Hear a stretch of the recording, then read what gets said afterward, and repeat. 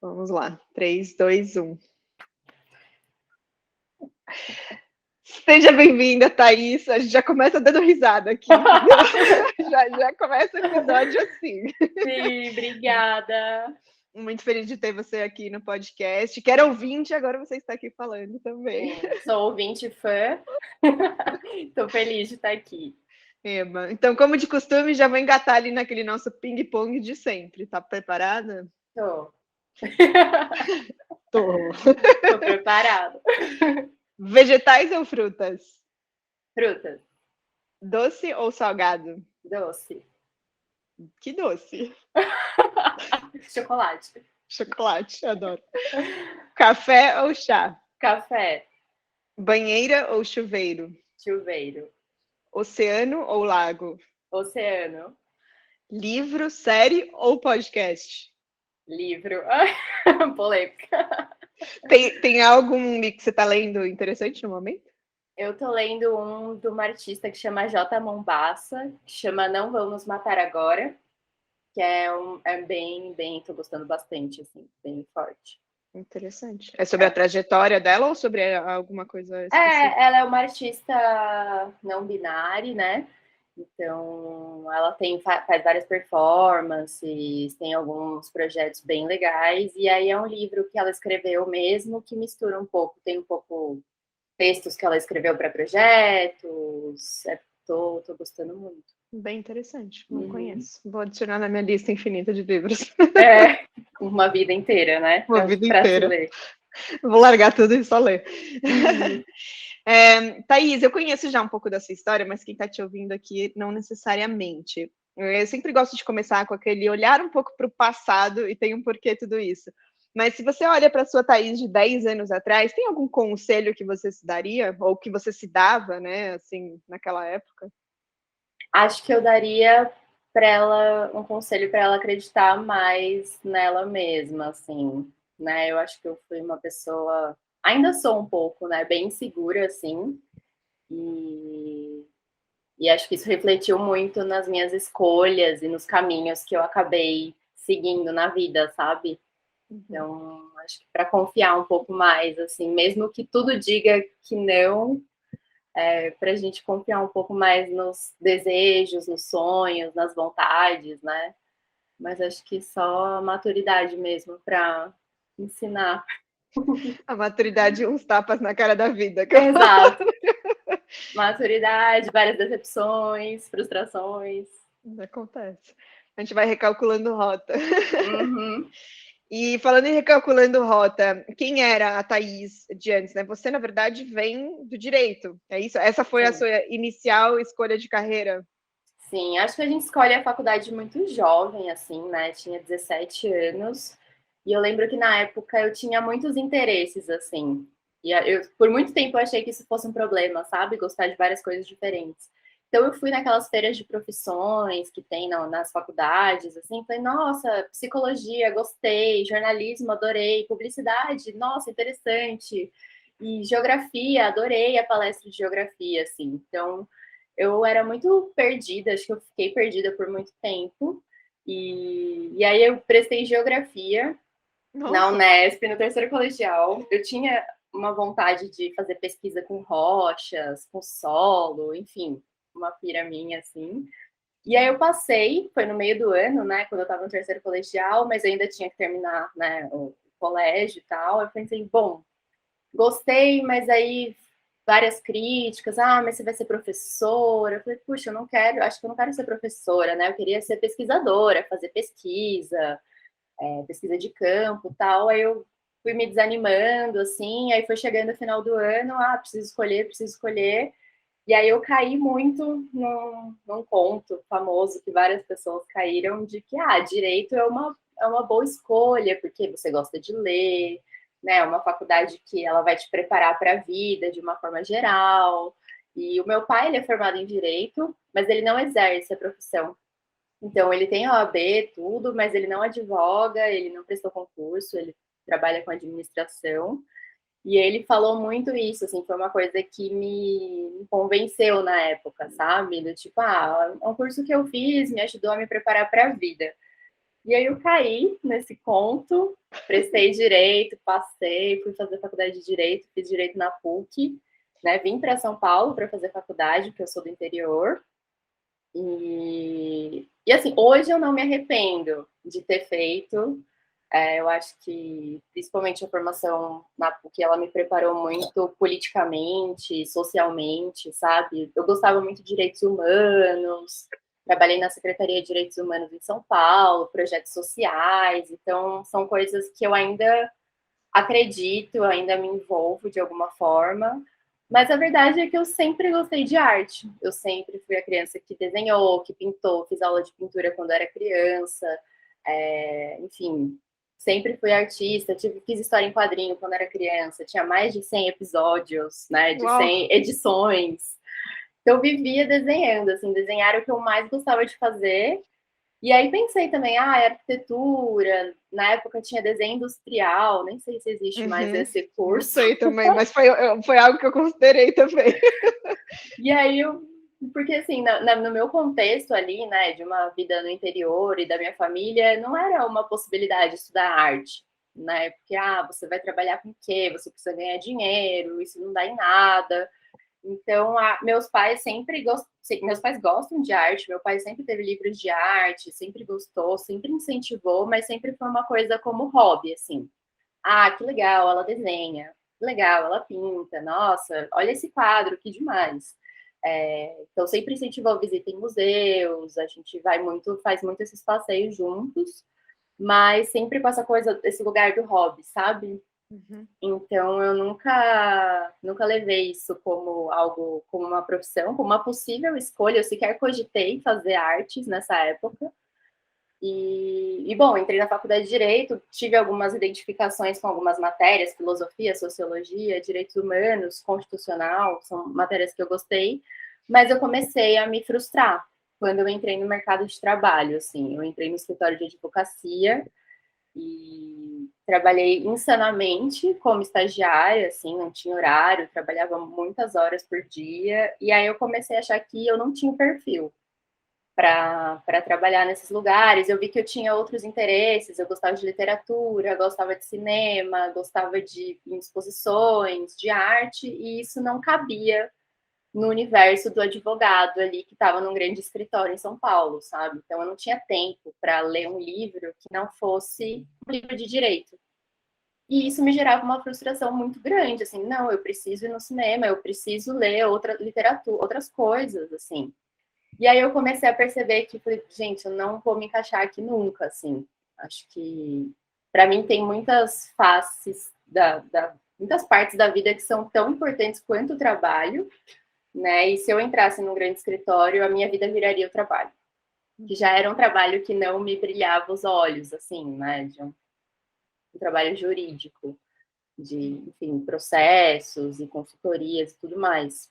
E aí, eu saí desse grande escritório, fui trabalhar no Ministério Público, como estagiária ainda.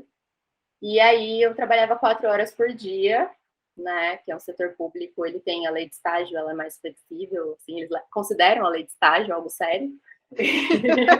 E críticas. Não sabia, isso realmente é aplicado em algum lugar? Nos órgãos públicos, sim. Você baixa o cartão, né? Com uma coisa mais controlada. E aí eu tinha mais tempo para fazer outras coisas, enfim, acabei me formando na faculdade, concluí o curso, passei na OAB e acabei sendo convidada para trabalhar no Ministério Público. Então, eu trabalhava 7 horas por dia, da meio-dia às 7, e isso me deixava com as manhãs livres e com as noites livres. Então, às vezes ficava um pouco a mais ou não, mas sempre tinha banco de horas. E aí eu senti uma necessidade muito grande de voltar para as artes, assim. Então eu peguei, fiz um curso livre de história da arte. Aí eu vi que estava muito, né, curso livre, gente, meses estudando história da arte, impossível, né? Muito superficial. E aí, mas eu acabei sentindo falta de uma coisa prática, algo mais prático, assim. E eu já estava pintando um pouco em casa, fazendo umas aquarelas, meio que para desestressar, quando eu estava muito nervosa. Acabei produzindo mais livremente, assim, nessa época.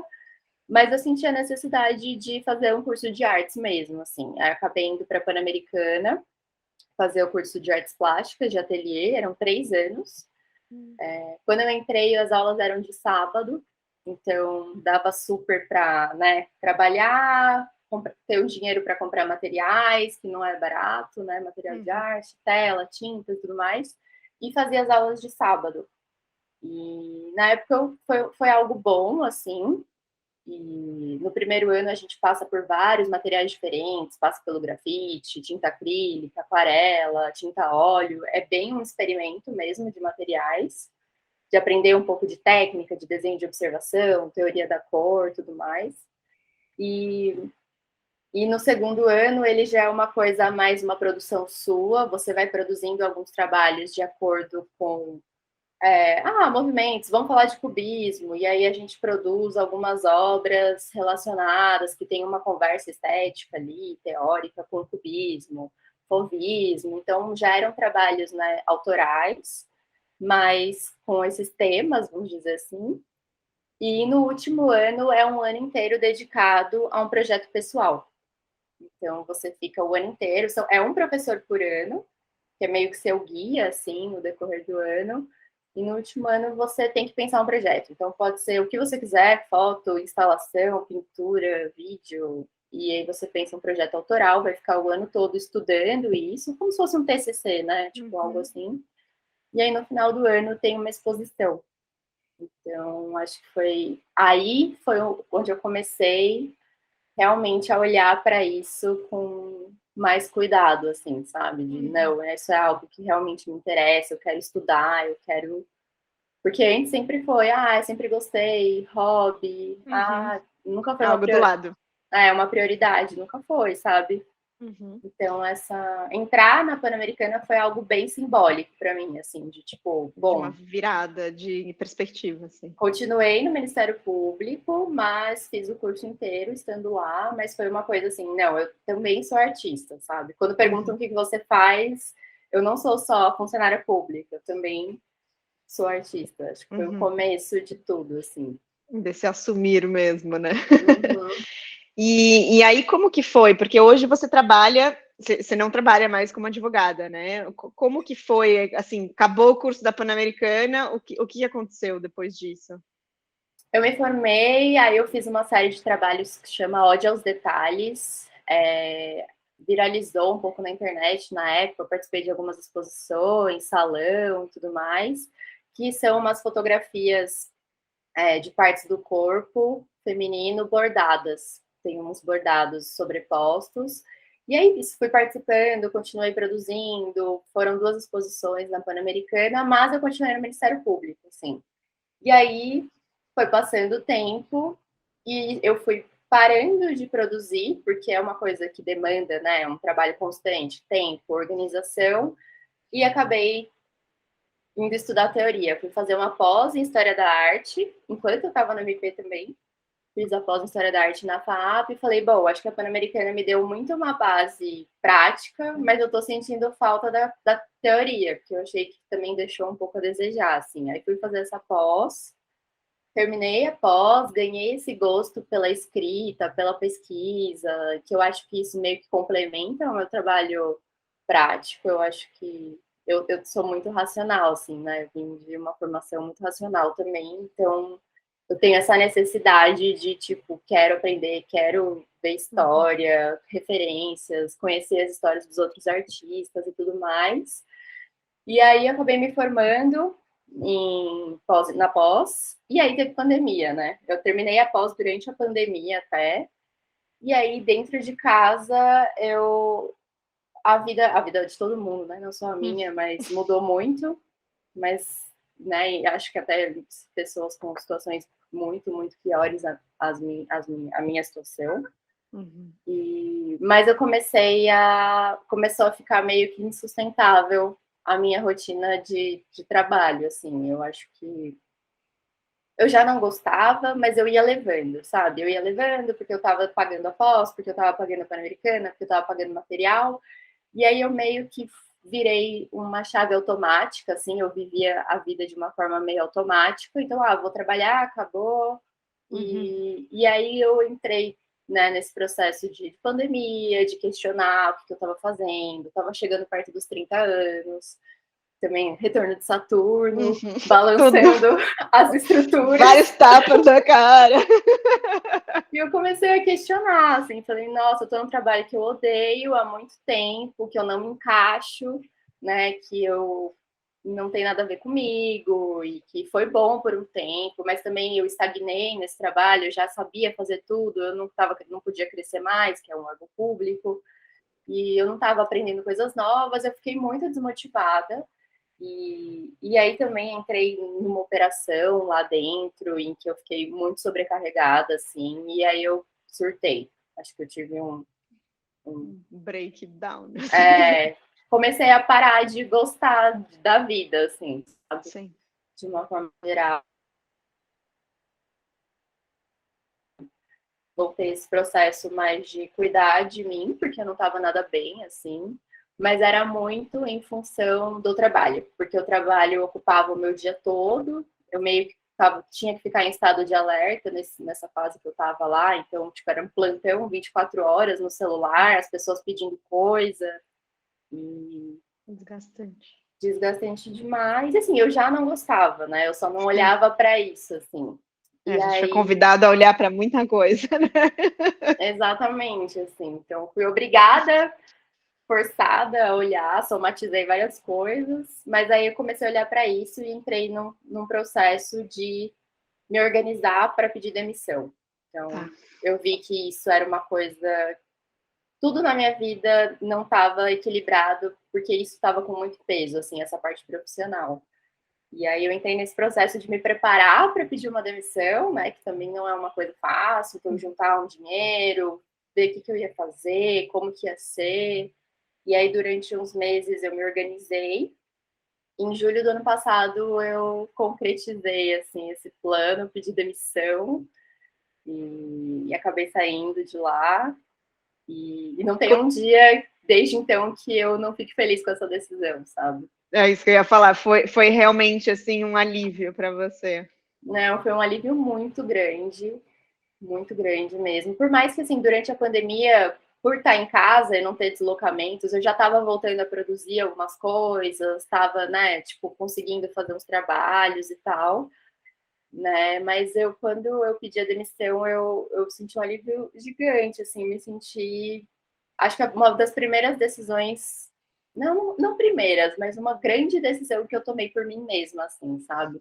Sem influências de ninguém, que era uma coisa que eu consegui me ouvir e consegui me organizar para materializar sozinha, assim, sabe? Foi bem simbólico para mim. Que lindo isso, que inspirador isso. Eu acho que é isso. Tem, né, para tantos artistas, às vezes é isso, o corpo grita, literalmente, né? Tudo grita e a gente tem que escutar a voz, né? Exatamente. E a gente vai reprimindo, assim, ao longo do tempo. Ah, porque eu tô num trabalho bom, porque eu ganho bem, e não é um bom momento. E aí eu fui entendendo que nunca ia ter um bom momento, sabe? Nunca vai ter que agora tem a pandemia, e depois tem uma crise, e depois tem uma guerra, e depois, se a gente for esperar o momento perfeito para fazer algo por nós mesmos, assim, esse momento talvez nunca chegue, sabe? Sim, então, óbvio que demanda uma organização, né, financeira, de o que eu vou fazer, quais são os próximos passos que eu vou dar e tudo mais. Não é que eu saltei, assim, no mundo e... Tipo, tô por aí, vamos ver o que vai... Não, tipo, fiz um plano mesmo. E no mesmo dia, eu acho que é super curioso, assim, no mesmo dia que eu pedi a demissão, me mandaram uma vaga no Instagram, uma pessoa que eu não sou super próxima, assim, não é tipo super minha amiga, uma outra artista que eu admiro, tudo que eu tenho no Instagram, ela me mandou essa vaga para trabalhar com arte. No mesmo dia, assim, eu estava tipo, pedindo demissão, recebi esse DM no Instagram, e aí eu tava tipo, gente, vou aceitar. Estou desempregada, né? A partir de agora, vou aceitar. Mandei mensagem lá, falei, tenho interesse, né? Como que é? Me conta mais desse projeto que eu nem falava o que era. Assim, falava, estou procurando pessoas para trabalhar com arte. E aí eu tenho interesse. Eu quero trabalhar com arte. Escolhe. E aí eu conversei melhor com o meu chefe hoje, que é o Tomás. E ele me contou melhor o projeto, o que era, a gente conversou, fez meio que uma entrevista e acabou rolando, assim, mas foi, tipo, muito simbólico, sabe? No Nossa, mesmo não dia, deixa de ser. tipo, eu me abri pra vida e a vida se abriu pra mim, assim, é muito louco, né? Maravilhoso. E bom, você trabalha, para quem não sabe, a Thaís, ela trabalha na Nano, né? E hoje você consegue conduzir, porque agora você está 100% na arte, né? Uhum. Assim, você tem esse trabalho que é algo fixo e você continua com a sua produção de arte também? Sim, a Nano, vou falar um pouquinho da Nano. A Nano é uma plataforma. Ela nasceu com a ideia de ser um marketplace. Ela nasceu em julho do ano passado, que foi bem quando eu pedi a Junto com demissão, você, junto com a minha nova pessoa. com o meu novo renascer surgiu. Nascemos juntas, praticamente. Uhum. Mas a ideia era ser um marketplace de obras, então ela tem parceria com várias galerias do Brasil, né? De norte a sul do país, temos galerias parceiras, e a ideia era ser um marketplace de obras de arte. Mas hoje ela acabou virando muito mais que isso, assim. Eu cuido da parte editorial, que é conteúdos no Instagram, Spotify, LinkedIn, todas as redes sociais. E hoje ela tem uma escola de arte e mercado também, com mais de 300 alunos, assim, com professores, webinários semanais, bem com essa ideia de aproximar as pessoas, né, principalmente artistas, colecionadores do mercado de arte, e que é uma coisa que às vezes a gente olha e fica, meu Deus, o mercado de arte é uma coisa Bicho de. inacessível, um clubinho de pessoas muito ricas, e tipo, não é assim, tem colecionadores de arte, a gente vê manchetes de jornais com obras vendidas por milhões de dólares, e aí a gente nem imagina que numa feira de arte, tipo SP Arte, tem obras de R$ 1.500, né, de menos, às vezes, R$ 800, R$ 900, então também entender que a gente pode se aproximar desse mercado. Acho que como artistas isso é importante também, a gente entender esse mercado, o que está rolando, né? Acho que é uma coisa que agrega para os artistas também. E, bom, a Nano também tem marketplace de NFTs, tem um ramo que cuida dessa parte digital, de investimentos. Ela virou meio que uma plataforma com vários caminhos, assim. E aí eu acabei entrando, cuidando dessa parte de conteúdo, que é uma parte que eu gosto muito, que é de pesquisa e escrita. Já leva você de volta para a geografia, né? Da época de pesquisadora das rochas, ela pesquisa galerias e artes. Os trabalhos, e é uma parte que eu gosto muito, né? A parte da escrita, assim. Então, tipo, pesquisar, conhecer mais, às vezes conhecer artistas que eu nunca ouvi falar e ver novas obras, isso me inspira também para minha produção, que foi o que você perguntou, tipo, eu estou produzindo mais agora, e acho que as coisas meio que se uniram, assim, né? Eu estou de volta para a prática e para a teoria, só que não estudando numa escola, numa faculdade. Agora eu estou na minha vida mesmo. Então eu pesquiso, escrevo, crio esses conteúdos, converso com pessoas novas, novos artistas, tudo mais, e continuo produzindo os meus trabalhos com essa bagagem, assim, agora, né? Acho que você integrou, né? Eu sempre falo que quando você passa a viver da arte de alguma forma, porque você está vivendo também, né? O mundo da arte em geral, fora a sua produção, perde um pouco essa divisão, né? Do que é trabalho, na visão de que você tinha. Assim, você sente que integrou um pouco mais nesse sentido? Sim. Eu acho que para o bem e para o mal, assim. Muito Porque importante falar disso também. eu sempre fui uma pessoa que visitou muita exposição, assim, eu sempre, exposição nova no MASP, em todos os lugares eu queria ficar, eu acho que também por ter nascido numa cidade do interior, que não tinha cinema, não tinha museu, nunca tive acesso, né, a exposições de arte, enfim. Quando eu me mudei para São Paulo, eu virei muito essa pessoa que vai em tudo, sabe? Tipo, meu Deus, tem tudo na minha cidade, eu vou fazer tudo, eu vou visitar todas as exposições enfim, e eu sempre fui essa pessoa, assim, mesmo estando, tipo, há 12, 13 anos em São Paulo, eu ainda sou essa pessoa que visita muito, e agora, às vezes, eu visito as coisas a trabalho, né, então é outro olhar, eu vou visitar, vou ver a exposição, vou ler o texto, vou pensar como que eu vou trabalhar isso, qual vai ser o formato, se eu vou escrever, se eu vou entrevistar, e aí, às vezes, eu fico, tipo, meu Deus, todos os dias da semana eu visito exposição, no feriado eu não quero ver exposição, assim, eu não aguento mais. Vou ler um livro de direito. Não. Olá, quem sabe? Mas é engraçado, assim, às vezes meus amigos, não, vai ter um feriado, vamos na exposição tal. Eu, tipo, gente, não quero ir na exposição no feriado. É. Mas às vezes eu vou também, então tudo certo. Mas é isso, a linha é muito tênue, assim, é engraçado que eu escuto bastante isso também. Recentemente, uma pessoa bem próxima a mim falou assim, cara, você tá sempre trabalhando. Aí eu falei, não tô. Não, você tá sempre trabalhando, porque, tipo, no fim das contas, você está lendo sobre, você está vendo sobre isso, o que é muitas vezes entretenimento para as pessoas, para você é parte do seu tal chamado trabalho. Sim. E aí eu falo, não, eu estou vivendo, minha vida é isso, eu respiro isso, eu não tenho opção. E aí isso é bom e ruim, assim, às vezes tipo, eu amo. Podem me chamar para exposições que eu vou, com certeza, mas às vezes eu fico, tô tão cansada de ver isso, assim, mas passa, sabe?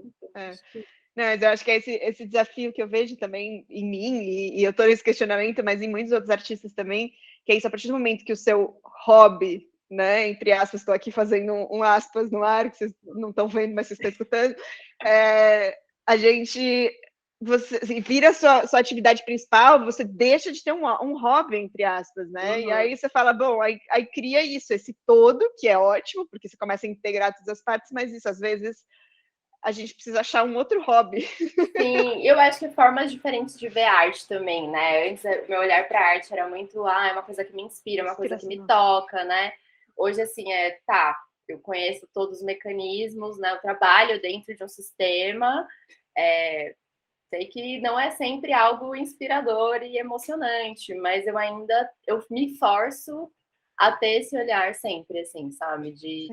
Para mim, a arte é muito uma coisa que me toca, não sei, acho que como artista, fazer arte é uma coisa que toca os outros e ao tocar os outros me toca de volta, assim, sabe? Então, eu tento ficar muito voltando para esse lugar, assim, tipo, a arte é o mercado, e é vendas, e é dinheiro, e enfim, mas também é algo que me emociona e eu vou tentar manter isso aceso, sabe? Sim, né, isso é importante, é um lembrete diário importante também. E eu sempre, né, começo o episódio com aquela pergunta do seu eu de 10 anos atrás, mas hoje, você olhando para você, tem algo que você se repete, assim, um mantra, um lema, algo que você fala para você hoje? De 10 anos atrás? Não, hoje, você hoje, né? Eu começo sempre com aquela pergunta de 10 anos atrás, mas hoje na época você falava acredita mais, e eu acho que agora você alcançou muito do que você talvez desejava lá no fundo e não escutou, e hoje tem algo que você se fala ou se diz, assim, nesse momento?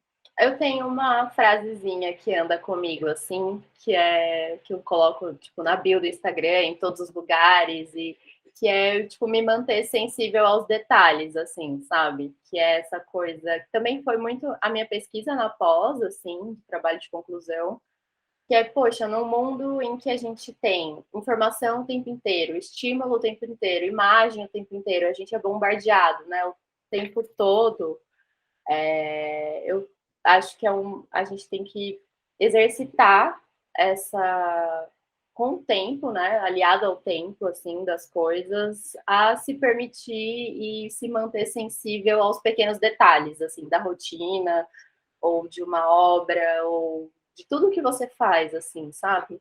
Sim.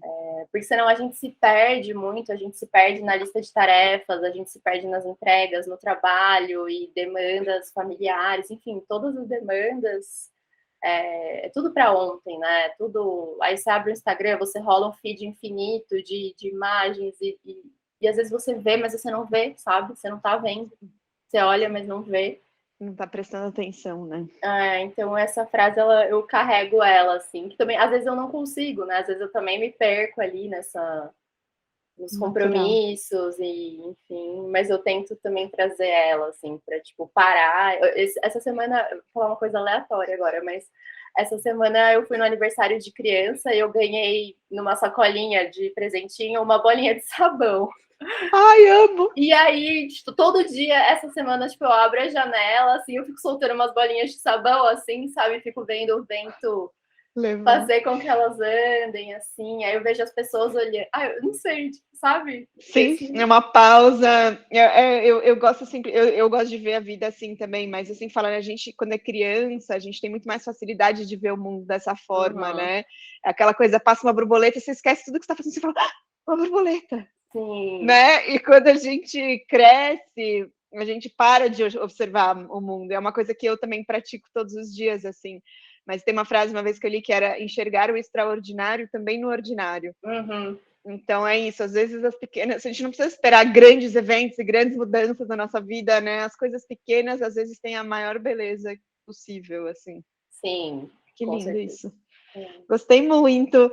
E, Thaís, onde que as pessoas podem conhecer um pouco mais? A Thaís compartilha muito. Ela realmente, eu olho assim o Instagram dela e falo assim, cara, que horas ela foi em tantas exposições? Porque eu não sei o que esse ser humano está fazendo. Meu Deus, praticamente uma agenda cultural. Então, com essa demanda da Nano, assim, de estar sempre visitando, enfim, as aberturas, ou estar ligada a toda a programação que está acontecendo, tipo, no Brasil todo, eu ando postando bastante, assim. Tem o Instagram da Nano, que eu convido todo mundo a dar uma olhada nos projetos lá, que é @nanoartmarket.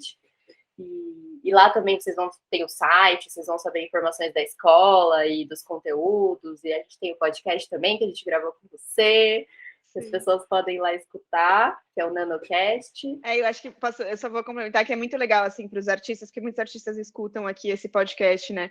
Que é o que a Thaís falou, assim, só vou enfatizar, eles buscam facilitar, né? Simplificar também as informações do mercado, então é muito mais próximo, né? É mais humano, e isso que eu acho que foi uma das coisas que me conectou muito, que eu até falei para a Thaís, porque eu faço isso aqui da posição do artista, da profissão do artista, e eles fazem isso a partir do mercado, o que é muito legal. A gente encontrou um meio termo aí, né? Sim, e assim, os artistas são nosso maior público hoje são artistas também, assim, porque exatamente isso, nesse processo de você se assumir da arte como uma profissão, a gente fica muito perdido, né? Como lidar com o mercado, eu faço portfólio assim, o que eu tenho que fazer, eu tenho que produzir, eu vou pro edital, a gente não sabe muito bem, às vezes é confuso, né? Sim. E a ideia é trazer um acesso mais facilitado, assim, desses caminhos, e também dos relatórios de mercado, assim, hoje os relatórios de mercado de arte, eles são todos, tipo, em inglês, em francês, tipo, são de sites gringos, de instituições gringas, assim, e a gente traduz esse material de uma forma mais acessível também. Eu acho que ajuda muito, assim, no estudo do próprio artista, de entender o mercado que ele quer se inserir, né? Como vender, como precificar. Sim, são coisas que vão ajudando. E aí o meu Instagram, conforme isso, o meu Instagram pessoal também, que é @ThaísBambosi, ele acabou virando um compilado de coisas que eu estou fazendo o tempo todo, assim. Então tem bastante exposição, tem livro, às vezes, eu vou compartilhando um pouco por lá. Às vezes tem meu cachorro também. Que faz parte dos pequenos belos momentos do dia a dia. Que é sobre isso também.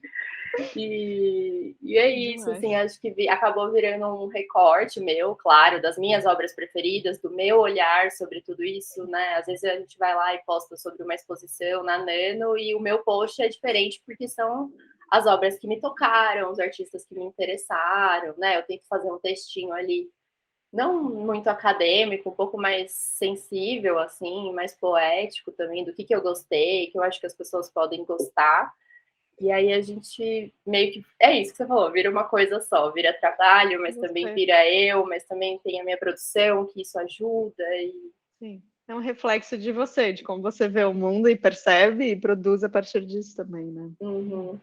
Que legal, Thaís, muito obrigada por contar a sua história aqui tão abertamente e muito feliz de te ter aqui, né, depois de saber que você estava escutando e também se inspirou e agora está aqui falando, isso é muito poderoso, obrigada.